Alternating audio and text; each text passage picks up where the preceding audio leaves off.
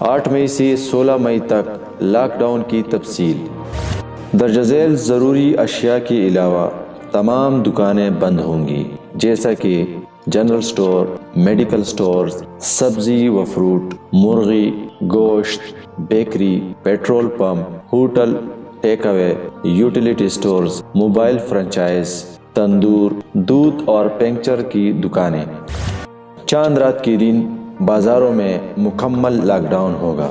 مہندی، چوڑیاں، جیولری، جوتے، درزیوں اور کپڑوں کی دکانیں مکمل طور پر بند ہوں گی۔ عید کے دنوں میں تمام سیاحتی مقامات بند ہوں گے۔ ضلع سوات کے تمام سیاحتی مقامات مہوڈن، کالام، بحرین، مدین، ملم جبہ، گبین جبہ وغیرہ کے داخلی اور خارجی راستے بند ہوں گے۔ بین الاضلاعی ٹرانسپورٹ پر بھی مکمل پابندی ہوگی۔